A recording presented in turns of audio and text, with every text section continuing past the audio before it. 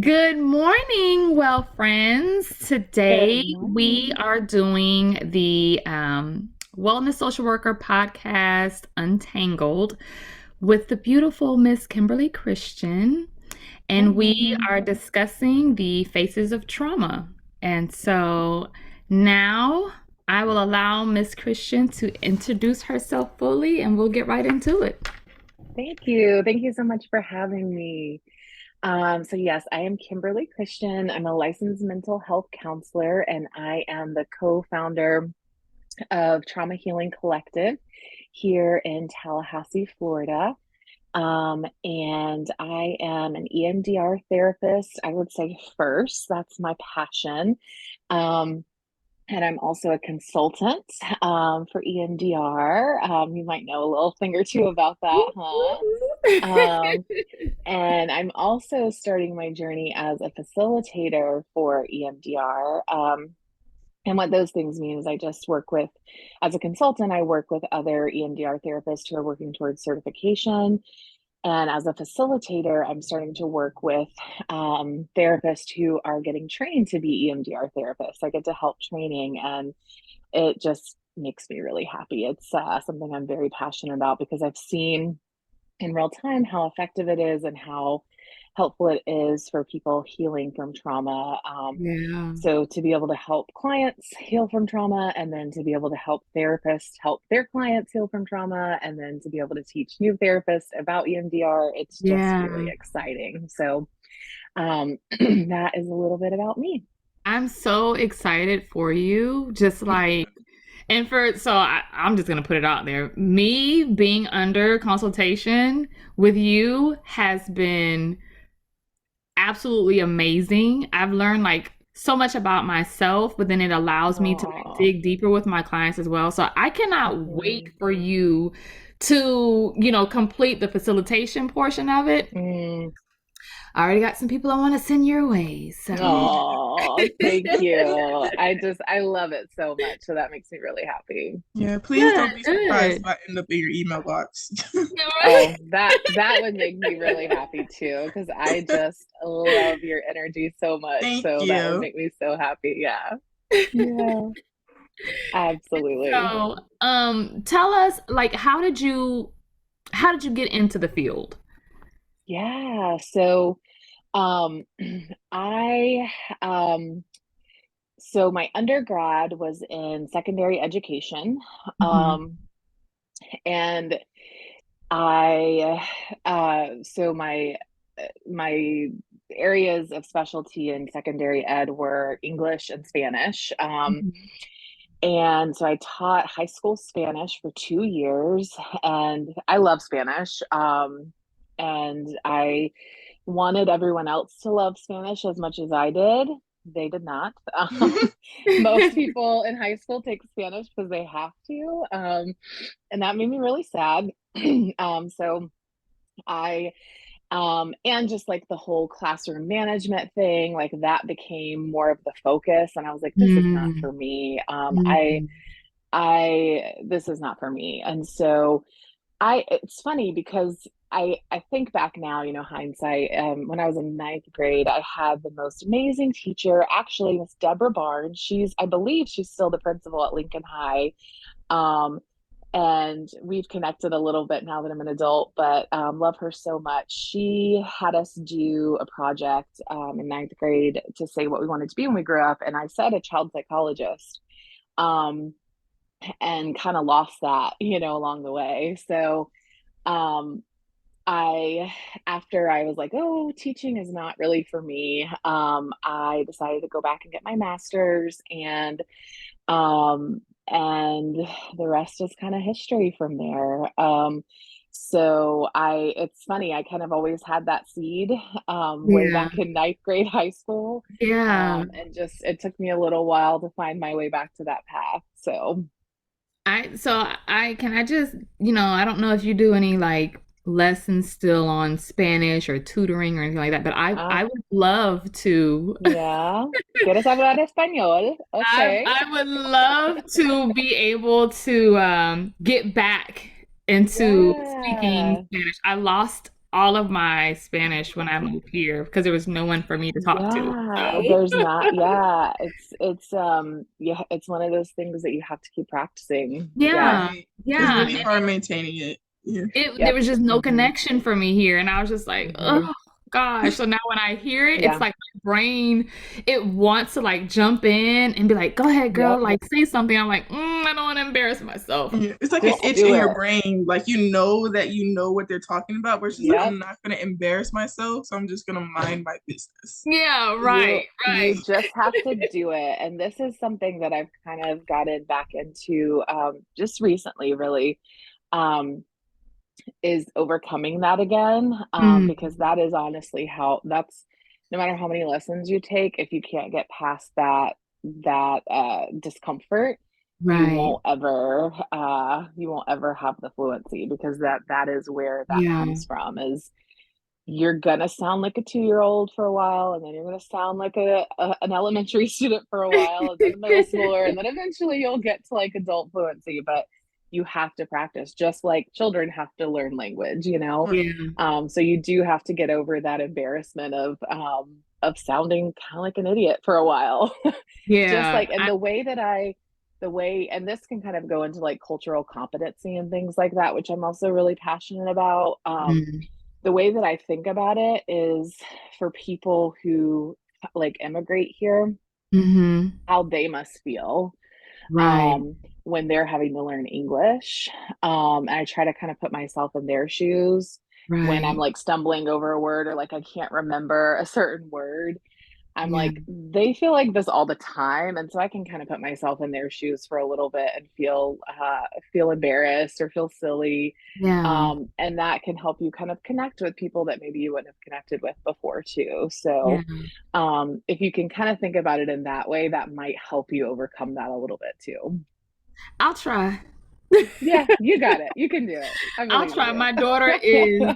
My daughter is challenging me because she's in Spanish. She's taking Spanish, and I want to Mm, say she's in like she's in middle school, but she's doing high school Spanish now. So she Mm-hmm. did yeah. so good last year. Oh, Now good she's for jumped up, her.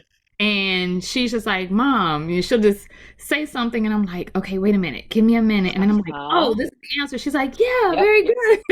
Uh-huh. So Okay, good for we're we're her. kind of we're kind of getting there. Hmm. So speaking of you just kind of touched on like that feeling uncomfortable and just the emotion and the thoughts that come with it. Let's jump right into like trauma and like what that what that encompasses. Like what does that look like when you are working in your field with your client population? Define trauma for you. Yeah, so um trauma is subjective, so that there's not a, like this is trauma and this isn't. Right. Um it is based on the person's experience and Yeah. how that experience is either successfully processed through their thoughts, feelings, body sensations, or not. And Right. so um, it really is person dependent. And if we talk about it from like an adaptive information processing AIP slash Mhm. EMDR lens, right, which is my favorite lens, um, anything that is not getting correctly processed, the way that our brains and our bodies are meant to do that, Mhm. um, is can be traumatic for a person. And so um, the three of us could experience the exact same thing.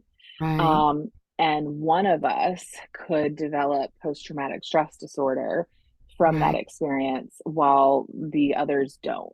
And that can be because of our life experiences, that could be Mhm. because one of us was standing in a different place than the other, that Mhm. could be because of our resiliency scales. Like it could be so many different things. And so um the very long answer to your short question is that it really is based on how the individual is processing the experience. And Right. so I think that that is a really important thing for people to understand, because I think people automatically hear trauma or post traumatic stress disorder and they Hmm. think of like, veterans and, Hmm. experiencing war or combat. And yes, that is certainly trauma and PTSD, but it is not the only thing. Right. And so it really is about information not being appropriately processed in the brain, the body, um, and um, and so that's what I do with my clients all day, is helping them get information that's been stuck and insufficiently Yeah. processed correctly. Yeah. I know when when I talk to the community, going to speaking engagements and things like that, and we discuss like trauma, the root causes, kind of like the foundation of it. I'm often surprised by the number of people that come to the realization that they have experienced some Mhm. sort of trauma, because Yep. typically they are thinking something that's like heavily egregious, like Hmm. murder or Yep. a very bad car accident. Like they don't Hmm. look at it like, oh, okay, I lost my job. Like that's a traumatic, event, Hmm. right? Or as a child being forced to eat okra. Right. There's Yeah. trauma in there. You know what I mean? So kind of like how Yeah. you said earlier, like it's subjective, everybody has Hmm. like their own um Yeah. idea of it. And I often like battle with the thoughts, within myself, like how can I get this message across to our community more Hmm. about just trauma, and educating them and letting them know like it's okay to seek that assistance, that Hmm. help for like Yeah. processing that. Like how do you what Well, do you feel some of like the misconceptions or the missing blocks are in our hmm community surrounding the ideals of trauma? well, this is interesting because the last training that I helped with Bill Brislin out of Orlando, he's an EMDR trainer. He was talking about um, when he trains first responders or Mhm.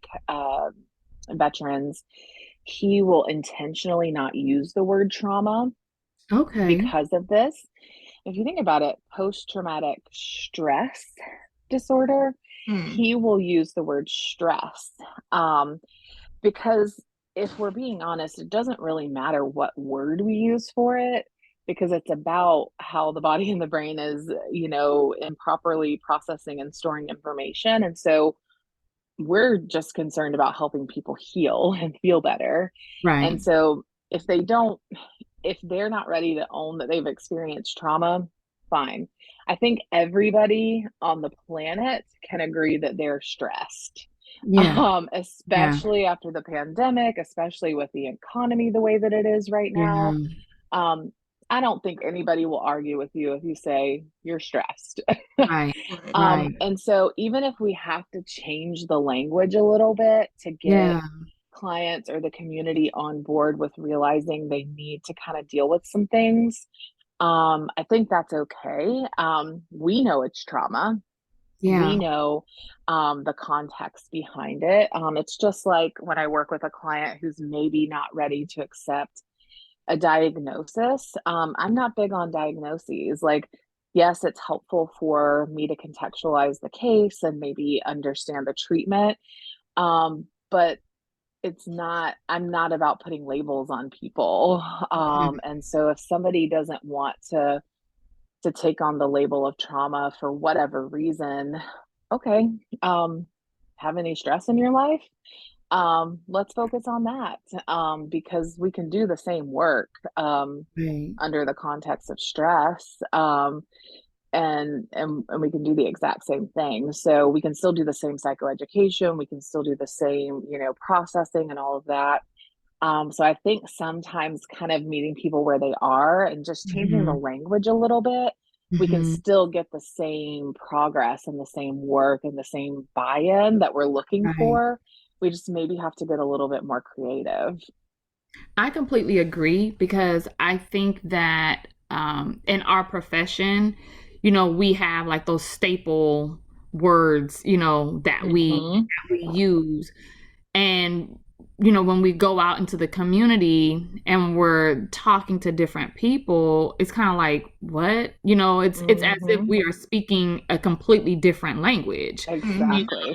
and it can also create a barrier from being able to build that rapport with Mm-hmm. said members that may Absolutely. actually need the services or assistance or just somebody to Mm-hmm. talk to.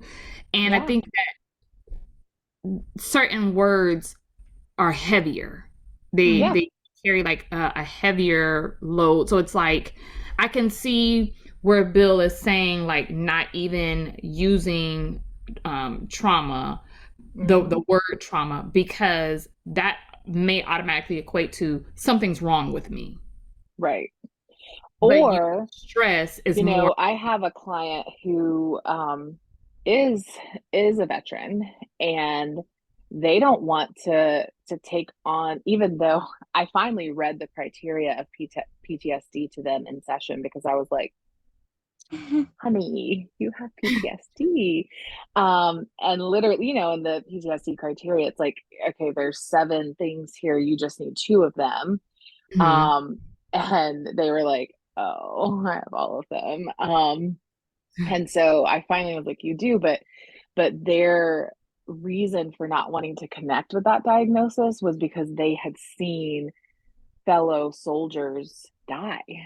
And Oh, or they had, I'm sorry, they had not seen that. They had fellow soldiers who had seen soldiers gotcha, die.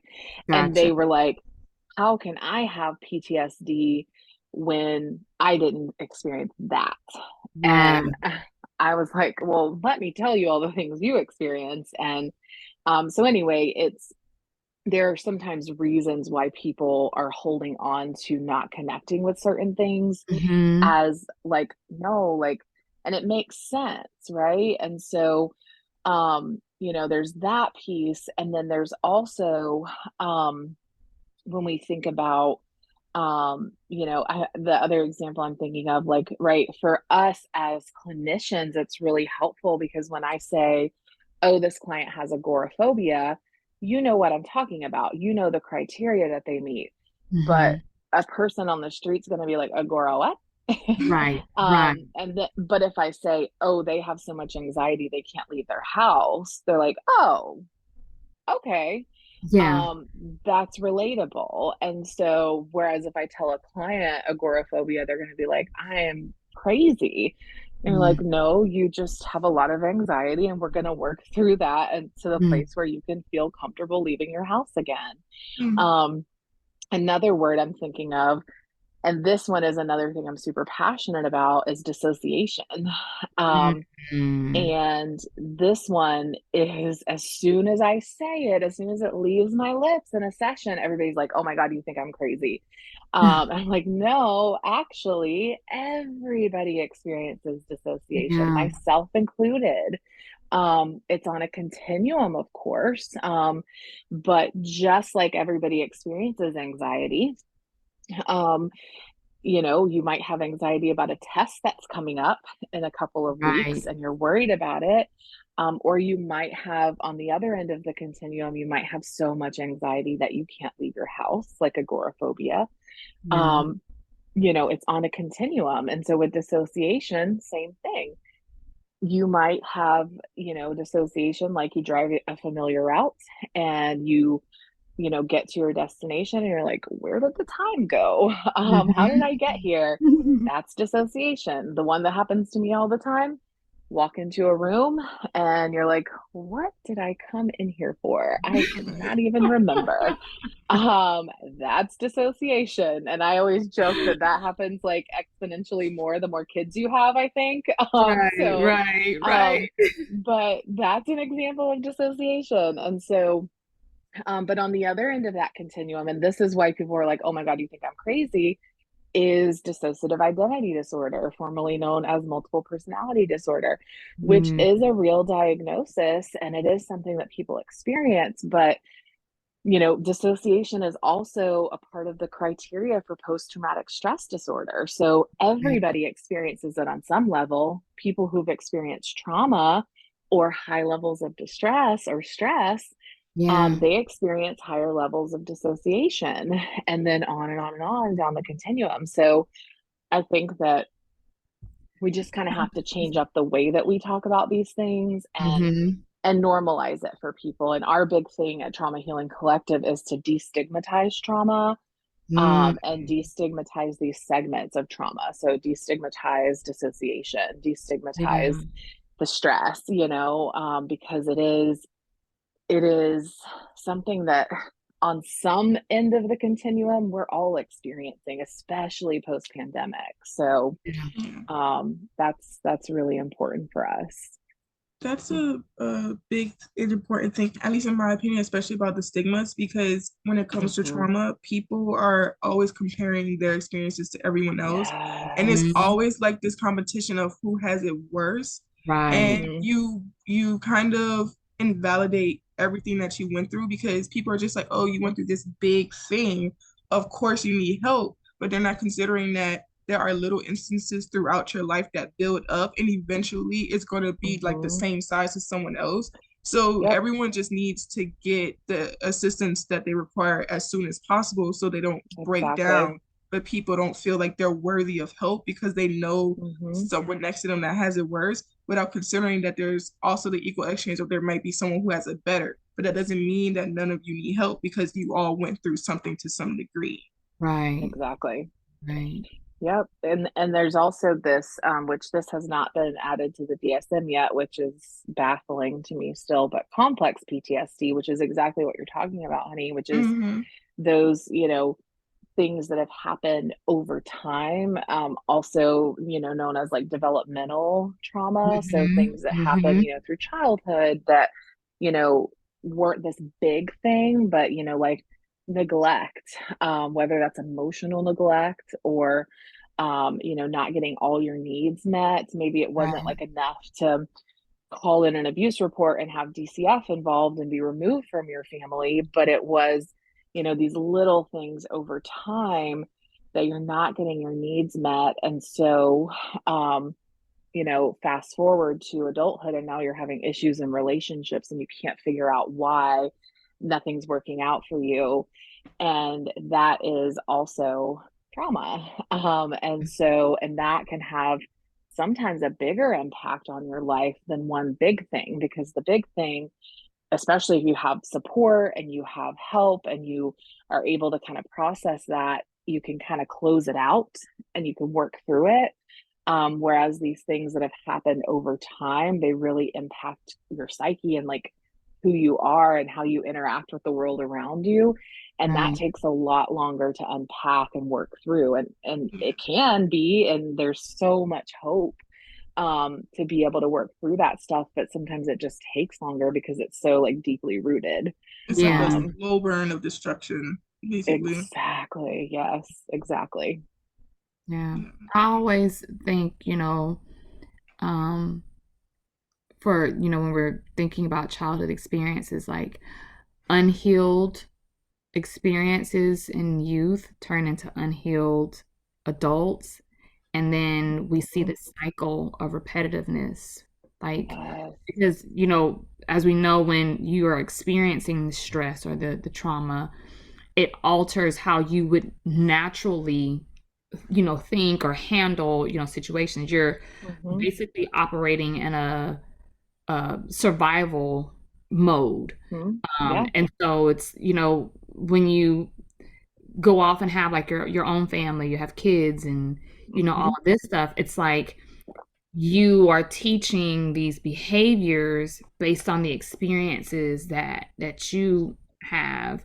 But then when, your children start to display certain behaviors, it's like, well, why is this happening? And why Hmm. not understanding like the connection of the Yep. generational, you know. Yeah. Um And and one so, really important thing that I want to say about that is one one thing that really commonly happens for people who have this developmental trauma or complex trauma that then do go on to have children.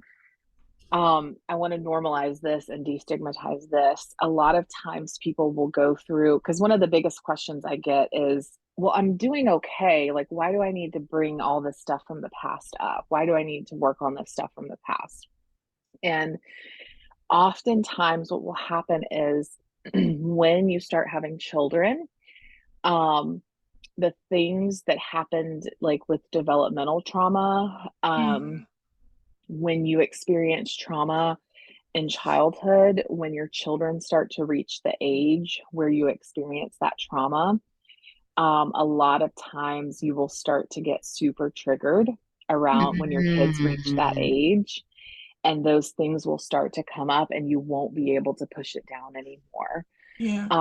And so a lot of times people find that when they become parents that they are just not able to cope anymore. They're not able to handle it. And it's like, well, I guess just being a parent is just hard, which yes, it yeah. is. Don't hear me wrong there. It's the hardest thing I've ever done. Um, but at the same time, like sometimes it's exponentially harder because it's bringing up all those unmet needs that you had at that age and all the Right. things that you experience, and it's triggering that childhood part of yourself that didn't get Yeah. what it needed, and now you're having to meet the needs of a child or children while also recognizing all the things you didn't get that you needed. Right. And sometimes what happens is that you end up not meeting the needs of your kids too and continuing that cycle. And that's Yeah. what we also really want to stop.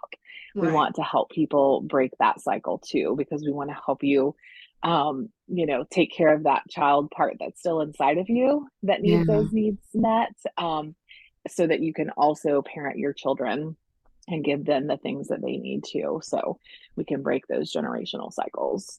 Mm. It seems, and this is coming from someone who doesn't have kids, just fair warning, I don't have Yep. kids, Yep. so I cannot speak on the experiences of parents. However, it Uh-huh. seems that when it comes to having kids, when you didn't heal from what you had to go through as a child or didn't get to have, parents when they're having kids they want to afford the childhood that they wanted to their kid, but that Mm-hmm. like in a way that's honoring everything that you wanted, but it's dishonoring the kid that you have because the life that we live is totally different. Like the experiences that we Mm-hmm. have are totally different, so I Yep. don't need the same things that you needed. I need Mm-hmm. my own things, and we're not taking the time to really get to know kids as people, as individual people, because we're only looking Mm-hmm. at them as someone that just needs me to survive, but we're not Yeah. asking them what exactly it is that you need to Mm-hmm. survive. It's not just you as a mom or a dad. There's certain aspects to their personality that need nurturing. And I think we miss that a lot because we're just more so focused on making sure that they're fed and that they're well. And it's just Mm-hmm. like those are, yes, those are like the basic needs that you need, but those are more so like the survival needs. Those Yes. aren't like what helps the kids thrive so that when they continue, they're not just continuing like the same cycle of I'm gonna give you what I Right. didn't have. Right. Exactly. Yeah, Right. it's like Maslow's hierarchy of needs. Like Right. yes, we need those basic needs met, but they're also emotional needs, and they are humans. Like they're not just Mm-hmm. little like mini me robots, like they're Yeah. humans. They have emotional needs. And I think the other thing that I want to say is my very first EMDR consultant, she told me this when I was still getting certified. She said that, and when she first said it, I was so confused, because I was still working through some of my own stuff too. But she said it was never too late to have a good childhood. Mm. And I was like, what? Like, I'm an adult. What do you mean it's never too late to have a good childhood? And her example was because her EMDR consultant had told her this, and her example was that her EMDR consultant had always wanted a horse growing up. That was like her dream to have a horse, and she never could for whatever reason. Um, so as an adult, she promised herself that she was going to work really hard and make sure that she could have a horse. Mm, And so she did. And so, of course, not all of us are going to, one, even want a horse. I don't think I'd ever want that. But two, we might not be able to afford that or whatever. But the example that I've given recently is when I was a kid, my parents were super religious, like very strict religious upbringing, which that's a whole other story Mm-hmm. that I've had to deconstruct from. But I wasn't allowed, we're in spooky season, right? I was not allowed to dress up for Halloween, wasn't allowed to trick or treat, Yeah. anything like that. And so now, not only do I make sure that my kids get to do that, but I always try to dress up for Halloween with them too, and like have fun with it. And I go trick or treating, and I don't just do it for them. I do it for that like child part that's still in me, yeah. that didn't get that when I was a kid. And so that's just one small example, but there are so many ways that we can give that to ourselves. And Yeah. that's like super healing for me. And that's just, that's my thing, but there's so many things. So helping clients or helping people explore what are those things that were kind of taken from you or that you didn't get that you needed, that how can you kind of, obviously it might not be exactly what it looked like when you were a kid, but maybe Right. it is. Like dressing up for Halloween is kind of exactly what it would look like. I mean, maybe a little different, but so I think that that's really important because we still carry those parts of ourselves with us Yeah. everywhere we go. And so yes, I'm an adult now, but that younger part of me that really felt super left out, felt super like ostracized because of my religion, that did not get what I wanted back then, which was just to be like everybody else. I can give that to her now. And so that's just one example, but that's always stuck with me, and it's been really helpful to a lot of my clients too as they process and grieve really what they didn't get to have when they were younger. That's something that I tell my clients as well. Like, let's give our flowers to the little the little me's, Mm-hmm. the little Mm, person. Like, let's give them the flowers and thank them and honor them for carrying us this, far because we were young and surviving and doing, the best that we could. So let's take out time to recognize that, um, yes, it may have had challenges, but like, let's smile and look at where we are now. mhm, And like, let's write a letter to ourselves and say thank you. Thank you for that, for finding that strength and that resilience mhm, and building up. And I like the added component of identifying like what were those things that you felt like you needed or wanted that were maybe deprived from you that you could possibly give yourself now, even as a form of self-care, in our, adulthood. mhm, And then making sure that even in doing that, we're doing it with a more conscious mhm, mind and being disciplined, with it. mhm, I know for me, it was always like back to school shopping. So I mm, didn't get to, do the back to school shopping thing. And like yeah. all my friends would come like the new clothes and the new shoes and things like Mhm. that. And so I realized in my adulthood, like, you know what? I'm gonna go shopping. I'm gonna, buy this, but I give myself a budget. So Right, I'm not gonna right. go over this amount. So I'm Because still honoring because the we're little hashtag me. adulting. Right. Right, Like, I'm right, honoring right. the little me, but then I'm remembering the Definitely big still me is have like, bills to hey pay. girl, Uh-huh. don't overdo it. Let's not make Mhm. the big me Mhm. struggle. Right. Right. So yeah, yeah, that's good stuff. That's good stuff. And I think it's great, I feel like that also ties into what you were speaking on before about being competent, like the cultural, competence and just the Mm-hmm. different backgrounds that our, clients come from, and them recognizing that, as Honey stated, even though their situation may be different from somebody else's situation, that they're not alone. I think, Exactly. oftentimes, just in general, when we're speaking about community, that um, things occur, people go through things, and they feel like they're like alone in it Mm-hmm. because you know with the pandemic, I feel like the pandemic just kind of like just ripped the whole band-aid off of everything, and they're just like, Yep. but Mm-hmm.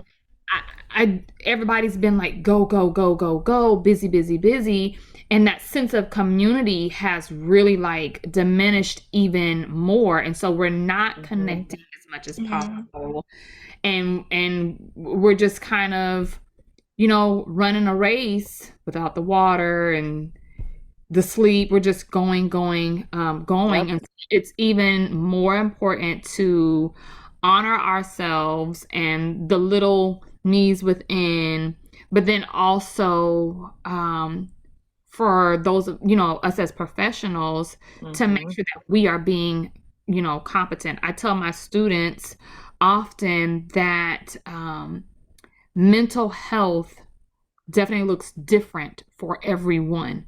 Mm-hmm.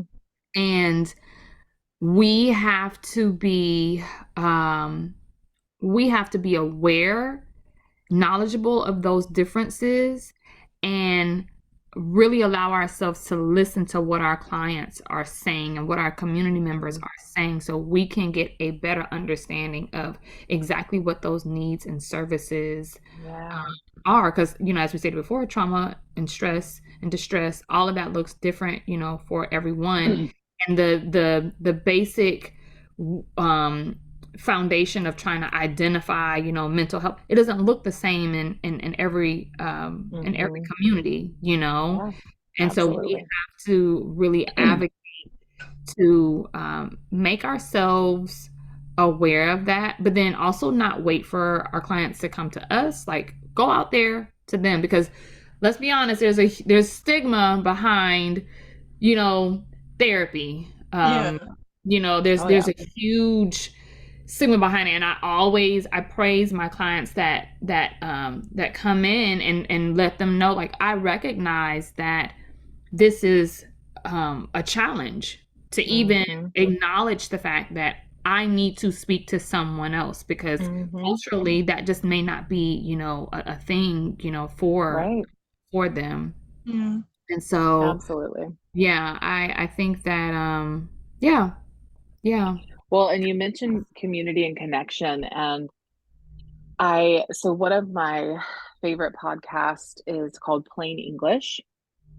And he is a journalist, and he talks about, so I don't watch the news, which maybe is another good thing to recommend for people's mental health, to not watch the Yeah. news. Yeah, I don't watch it But either. I also don't like to bury my head in the sand about what's going on in the Yeah, world. So It's a slippery slope. I really, yeah, like so. exactly. And so I really like his approach because he pulls things from the headlines. And he'll have experts, with like real scientific data come on and talk about the whatever headline he pulls. So he's talked about things from like that random weather balloon that was flying around the sky at one point to, declining sperm count, which I didn't even know was a thing until I heard that episode. To, things going on in the economy. Like, yeah, it's a real thing, which maybe that's not too big of a deal. Like, that's not a bad thing. um but anyway, it's like super random topics, but all relevant and timely. But he has experts come on and talk about it, and if it's a really controversial issue, he'll have like somebody from like both perspectives come on and talk about their Mm, perspective, but usually they talk separately. So it's never like an argument or fighting. And even if he disagrees with something, he's like, I'm kind of wondering about this. Like, it's very just like a conversation. I'm like, boy, Yeah. Mm-hmm. this is refreshing. You don't get that anymore. So I really like it for that reason. But he's done two episodes recently. One of them was about happiness and kind of what impacts happiness the most. And he talked about two people who are working on this study, and it's the longest longitudinal study done in the US out of Harvard University. I think it's an 80-year study. Hmm. Um, and it was fascinating. So I highly recommend people listen to the episode. But long story short, so they're following people from like I can't remember when they started it, if it was like early or like adolescence or early adulthood, but all the way to they've got people now in like their like retirement age, senior citizens. Some of the people from the study have passed away. Um, Mm. but they're following them throughout their lifespan. And the biggest factor and impact on happiness is social engagement. Yeah. And, you know, we just went through a global pandemic where we didn't have Yeah. any social engagement. Yeah. And I don't know if you all are experiencing the same thing, but I think people are still struggling with finding their connections again Yeah. after the pandemic. I And tried. Yeah. it is, you Finding know, a tribe. the connection between depression Mm-hmm. and the lack of social engagement that they talk about in this study is just phenomenal. And so, you know, I've often talked with my clients about the connection between movement, the research behind movement and depression, that, you know, 30 minutes of cardio is the equivalent of 4 hours of an antidepressant. Mm. And so that's like a really easy, like, hey, before we try medication, why don't you try to go for like a brisk walk, you know, for a Right. little bit and see if that helps first. Um, but man, like find some friends, like that's Yeah. fun. Like But Yeah. I think one of the biggest things that is technology, and like the pandemic is really what pushed us into making Yeah. connections through technology or it experiencing is. life through others. Because you nowadays, I don't have to go outside my door Nope. and look at like knock on my neighbor's door and be like, hey, like I'm so and so, how you doing? I can just DM someone who maybe lives across the country and start talking to them, but I'm not really able to make those connections where it's just like if I really need someone to be right next to me, I don't Yeah. have those people because everyone that Exactly. I know, I don't really know them. I just know them They're by not the here. Yeah. persona that they're putting on or the name that they're telling Yep. me to call them. And we're even Mm-hmm. seeing the healing process and the way that people experience trauma in a way that, in my opinion, is detrimental to the actual process. Because even if there Absolutely. is an influencer who shows like when they're at their low, and then next thing you know, they're high, we're still not seeing the process of like, how did you Right. receive How they got help? there. How did you Right. Yep. cope with those things? We're only seeing what people want us to see. So we're Mm-hmm. no longer getting those genuine connections with people because we don't know what that looks like anymore. And Yeah. we don't know Exactly. how to deal with it ourselves because if I'm depressed and I want to be happy, I'm just thinking, oh, I saw this person went from A to Z. Mm-hmm. Obviously, I can make that jump, but we're not looking at like B to Y How they and got we're there. just Yep. ignoring it. So we start being harder on ourselves because we're like, well, Mm-hmm. maybe I'm Right. just not as good as them, or maybe I'm just weak. And it's just like, no, There's something the wrong with me. process Yeah. is so grimy that people genuinely aren't going to want to show the world that. But Nope. because Right. they're not showing the world the truthfulness in it, we don't understand that we're missing it and we're trying to take Mm-hmm. that part away from ourselves. So we're not really Yeah. getting the help that we need. We're not getting connections. We're not getting friendships. I'm lucky enough to say I met my best friends before the pandemic.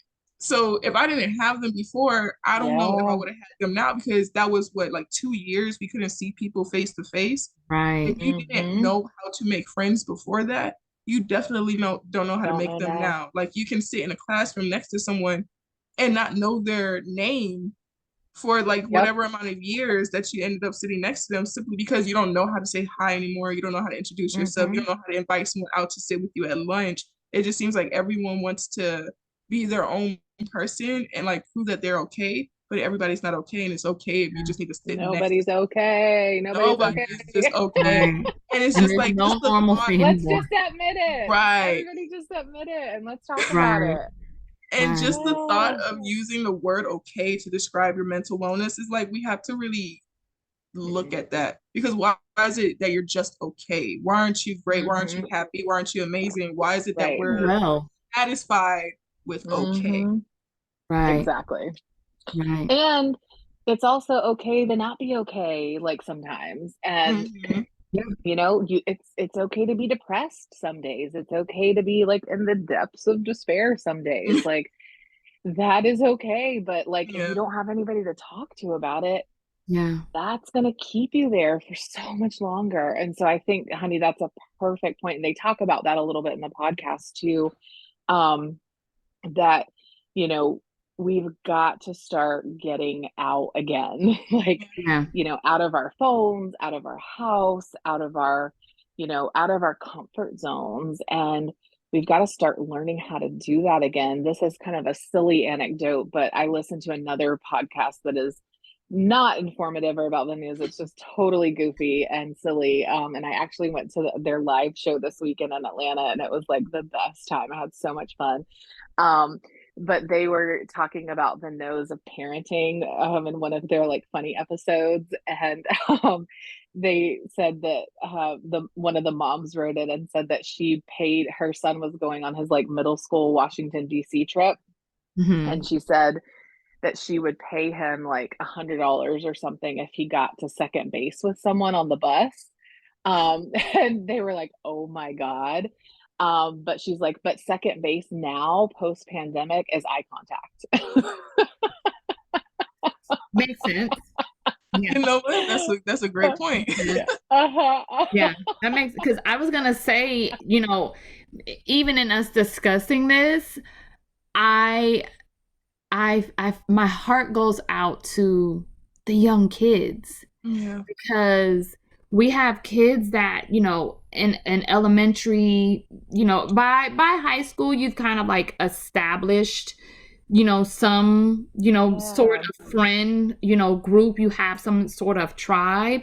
But, your elementary and like your middle school, like you're still trying to like find your Oh, leg. that's the How worst does this, time how before does this work? before Yeah. social media, before cell phones, Yeah. before pandemic. It was the worst time of my life. So I cannot imagine adding all of those Right. components And in so, right and now. Like, oh my now we're God. we're finding that youth they have this access to so much social media, TikTok, Yeah. Instagram, Facebook, whatever else is out, Snapchat, all this other stuff. And so if you, like Honey said, if you hadn't like established like a friendship then, like I couldn't imagine like now. I'm finding a lot with young clients, that there's this anxiety behind like picking up a phone and like calling a Mm. business, Yes. or and actually having like to talk. It's like, well, can I just send an email? And it's like, well, at some Mhm. point, you're gonna have to like talk to the person or go in and meet, face to face. Mhm. And it's like, Yep. how do you plan to go to college? How do you plan to have a job? How do you plan to Mhm. just, like, the anxiety of being in the large groups. Whereas, I mean, I think that's always been a thing that's been Yeah. around, but I feel like it's more now. Like, wait, you want Mhm. me to actually like go out and be around people and talk to people? Because for that time, this is what we did, and it was Right.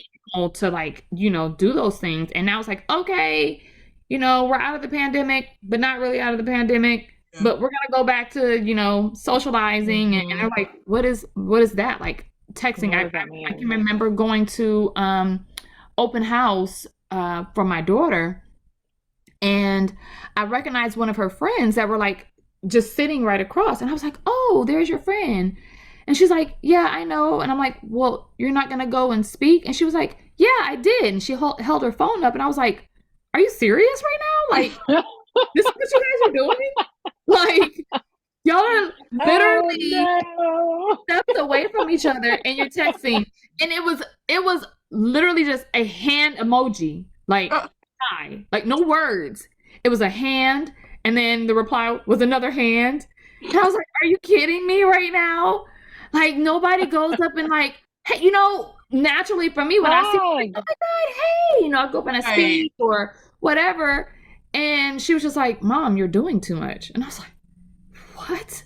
Like you guys don't. So I said, well, I'm Yeah. gonna go over and speak to your friend's mom because that's You just got a a natural model. You got a Right. to model. do, Yeah. right? Like two friends, moms, let's so that way I can see who my child is friends Yeah. with parent.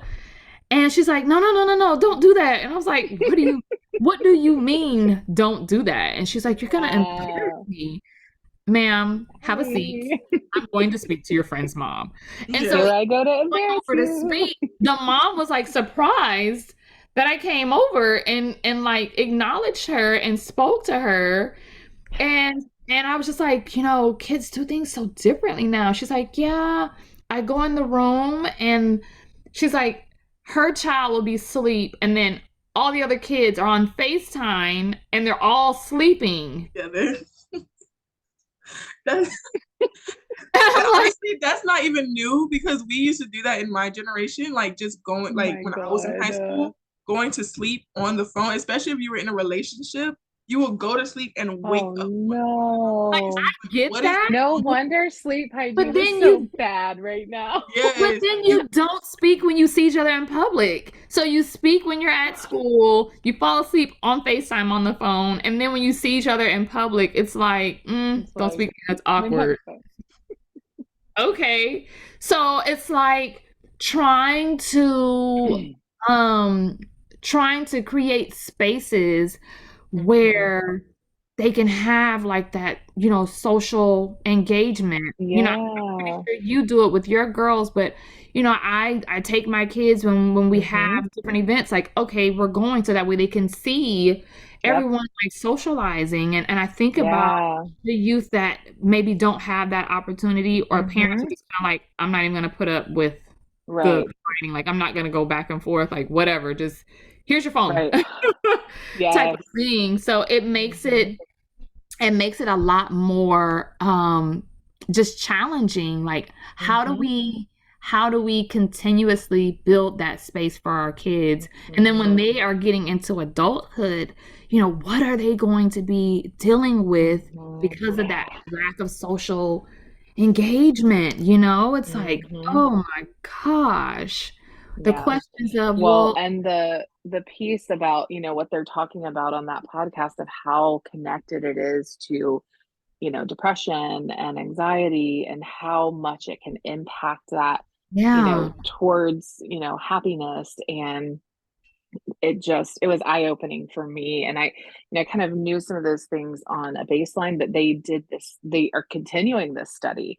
And so to hear the scientific backing behind it, yeah, it was like, okay, this has to be a push. And so we at Trauma Healing Collective, we tried to do some groups. And really the only one that has taken off is our Healing from Spiritual Abuse group. That's the one Mm, that's gotten the most traction. But we yeah. haven't really had a lot of interest. I mean, we've had some people say they're interested, but we haven't had the follow through yeah, with our other groups. And I think it's because of this thing. Like people are still afraid to like come out and be seen and be around other people. And so yeah, we're brainstorming with ways to kind of create spaces for people to be together too, because we think it's so important. And so um going back to kind of some of your earlier questions about being out in the community and how do we get people engaged in this social engagement, I think those are some things that are going to be really important. And even if it's not, under the guise of, trauma informed care or how to manage stress or things like that, of just like, let's meet each other. Like, let's yeah, start making eye contact. Let's give each other yeah, hugs. Like, you yeah. know, my daughter was so because I speak Spanish, I one of her friends is Latina, and so I've been connecting with her mom a lot, and we always speak and we say hello. And so when we greet each other, we give each other a hug and a kiss on the cheek because that's her culture. And so my daughter was like, Mom, why do you always kiss her? And so I'm like trying to explain the cultural thing behind it. And I'm like, it's just what they do. And in some countries Yeah. they kiss on both cheeks. And Hmm. but I just love that so much. And I'm like, we've Mhm. got to get back to that of just being in each other's spaces. And um, so I think that if people are not ready to make the commitment to, for whatever reason, if it's financial, if it's time commitment, whatever, if they're not able to take the step to like do therapy yet, or Yeah. get involved in a therapy group or something like that, one of the first steps towards improving your mental health, that doesn't have to cost anything, is getting putting yourself out there to start making Yeah. some friends. Yeah. And the last thing I'll say about that, I saw this post recently from the holistic psychologist, which if you're on Instagram, she's a great follow. And I had never thought about it in this way. And so this is an important takeaway too, I think, that she talked about the lack of social engagement also being an economical one. And I hadn't Mhm. made that connection before. But I think that is in addition to like the social media thing and us always being on our phones. Um, there's this underlying expectation that, when we go out, we have to spend money. Yes. And, kind of keeping up with the Joneses, if you Yeah. will. And so, um, I think the more that we can take that off the table, Yeah. so some of her recommendations were like, go hang out at a park, like Yeah. go just get coffee instead of like going to dinner, so it's low cost, like coming up with things, go for a walk, or here we have Lake Ella, like go for a walk around Lake Ella, Yeah. like find things that you can do, and also don't be afraid to tell people that you're just in a different financial place right now. If you're trying to save Yeah. money, like don't be ashamed of that, because let's face it, we are all in that place right now. Like Yeah. inflation is off the charts, the Off, economy is like way off. horrible. Yeah. um None of us can afford to do anything right now, like let's be honest. And Yeah. so let's just destigmatize that too, like just be honest about it with people and be like, look, I can't afford to go to this fancy restaurant with you, like I want to hang out with you though, so can we do something else? Can we go somewhere else? And don't feel like you have to like put on a show for social media. Yeah. Just be real with people and just be like, look, I am like starving for social connection, but I Yeah. cannot afford to go like, out to the club every night, or I can't Yeah. afford to like go out Right. to a fancy place. So can we just like go take a blanket to Cascades and like just sit out there and like, Yeah. bring, our water bottles and just talk, like, Yeah. because that's what I'm looking for. I don't care about the other stuff. And so I think that was a big piece, like, which I think is super tied to the pandemic too, because we're in this place with inflation in the economy because a big, and in a big part because of that. But I hadn't made that connection because it's hard to say you don't have money to go out, like that's something we don't like to say and admit. But I think the more that we can start to do that too, the more that we'll start to see some of those layers. Because I mean, to be honest, like I don't want to socially engage with people that I can't be myself and be real with. So Correct. I think the more that we can start to be real with people and just feel like I can't afford it, like let's go do something that's free, or Right. let's do something that's going to cost $5, or whatever. And so finding those people that you can be real with, you're going to have better social engagement with Yeah. anyway. So I think that's a really important takeaway. And when I saw that, I was like, God, how have I not thought about that before? But that's Yeah. huge. Well, Honey and I were just, speaking about that in her podcast episode, how there's so much healing in nature that, Yes. we have been conditioned to spend our time in walls Mm-hmm. and Mhm. operating in that sense and not allowing ourselves to go out in nature. There's so much education in nature. There's so much Yes. release. There's so much healing. There's so much growth. Like we can learn a lot from the trees and Yes. the butterflies and the Mhm. birds and the squirrels, as much as they may eat up your Yes. garden.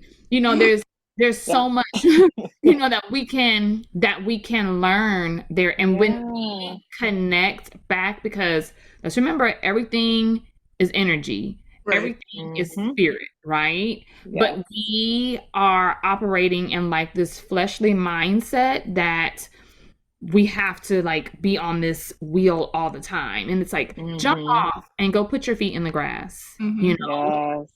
like pack your own lunch, and a brown Exactly. bag, and bring your favorite alkaline water, because I mean, Mhm. paying, let's be honest now, paying to go to a restaurant, you have no idea what's in that food. Yeah. So 9 times out of 10, it's not good for you anyways. So you're better off Mhm. like just bringing your own things and then just sitting down and like, connecting, or even if there's no one there with you to connect with, like Mhm. connect with the earth, connect with Yep. the environment, and allow yourself the opportunity to just sit with yourself and just breathe Yeah. and Mhm. experience like the sensation of the sun, or even sitting Yeah. in the rain, it's Oh, that. I yeah. love standing in the rain. Yeah, Me and I too. mean, we like here in Tallahassee, when we drive around, like there's a lot of trees, there's a lot of Yes. forest, or what have you. But when we look at like the major operations of things, it's building on top of building on top of building on top. Mm-hmm. Like even our houses are becoming closer, but it's not like it's becoming closer like how it was for our ancestors. Like they were close, Mhm. but they had community and they Yeah. connected. Like we're getting closer with our houses, but we're disconnecting. You know Yeah. what I Right. mean? Because The walls are everything thicker. around us has that concept of like disconnect, because Mhm. we're not appreciating, Right. that other. So Yeah. yeah, that's Yeah. that's really huge. The sense of there's so much Mhm. freedom in nature, and when we can, Mhm. operate in that sense, it helps us in a lot of areas of our life. It Yeah. changes our Absolutely. perspective. We don't have the limiting thoughts, the limiting beliefs. It's like, Mhm. oh my gosh, and going Mhm. from there. So, and then I there's always like to say it makes me feel small in like the best way. yeah.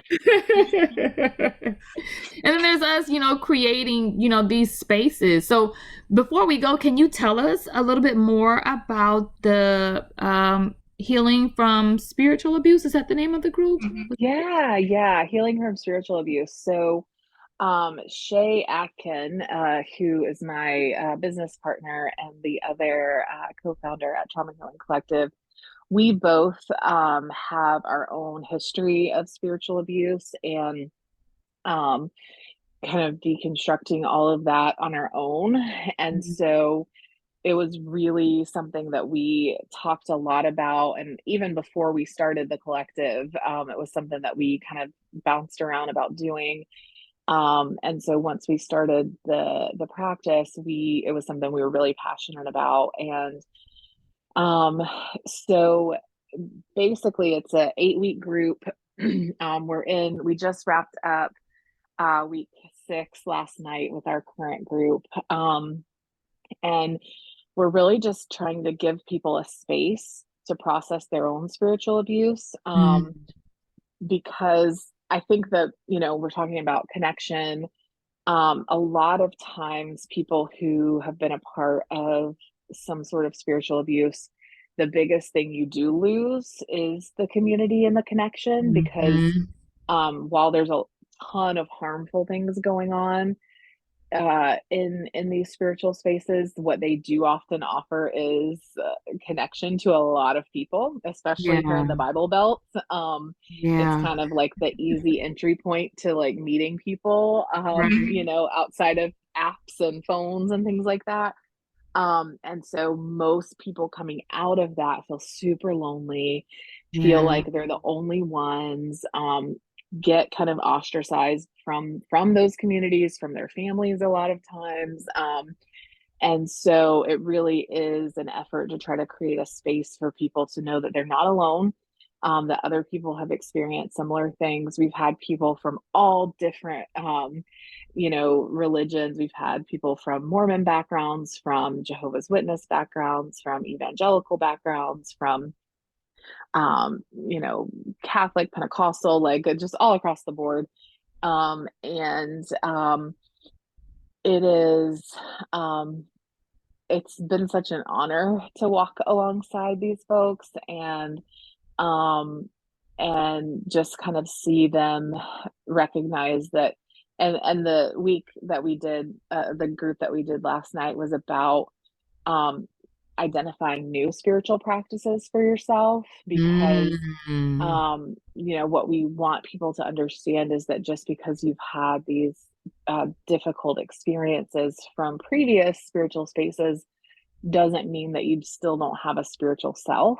And so whatever that looks like, it doesn't ever have to be a part of an organized, religion or group. Again, it can be if you want it to be, but you still have this part. And so we set up different stations throughout our space. And so we had yoga mats, and we had a drum circle, we had crystals set up for people to look at, and incense, and like adult coloring books, and we had a poetry room. And so just kind of letting people explore some different things, and kind of like you were just talking about, being in nature, like sitting with themselves, Yeah. and also just letting them know these are certainly not all the ways, but these are some. And then next week they've been writing their narratives throughout the whole group about their experiences with spiritual abuse. And so next week, if they choose to, they're going to share their stories. And then our last week, we're going to have some fun with transforming their stories through either artwork, or we have a fire pit. And so Oh, we're going to do some transformation the last week. So it's like one of the most special things I think that we get to do over at Trauma Healing Collective, because it is just so powerful to see people who felt like they could never connect to that part of themselves again because they had yeah. been so hurt. Yeah. And to kind of find that healing and freedom. And um so it's been really powerful. That's So beautiful. Yeah. yeah. That's really really beautiful, because I can also see like a connection between that and the hesitancy in seeking therapy. And I Hmm. often get clients where they see my healing room, they see the sound bowls, and they're intrigued by it, and it's kind of like, well, Right. I don't want to go against my religion, and it's like, Hmm. I don't want to force you to do anything that you don't feel comfortable with, but Right. please know if you have any questions, I'm Hmm. I'm all ears, and I don't have a problem like answering them, because a lot of it is, Yeah. miseducation, or Hmm. just something that we've heard that's been passed down, Yeah, type of thing. And um, exactly. so that ties into could be a portion of the spiritual abuse, and that's Absolutely. another face of trauma. But Hmm. so, well, I really, really, really appreciate you. This has been Yeah, absolutely I have really enjoyed our wonderful. This was a conversation. great conversation. Yeah. Yeah, absolutely. So we will definitely continue to stay connected. Absolutely. What would be the best way to get in contact with you and your team members? If Yes. So for me directly, it's probably my email address, which is just Kim at THC, which we do recognize the irony of our acronym, but we just went with it anyway, for Trauma Healing Collective. So Kim at thctally.com. And then for our team as a whole, it's just info at thctally.com. All right, sounds good. Well, thank you Mm. again, You ma'am. are so welcome. Thank you guys for having me. I had such a good time. Yeah, I loved it. I loved it. I love it. Okay. Awesome. Thank you. You guys have a great day. Bye.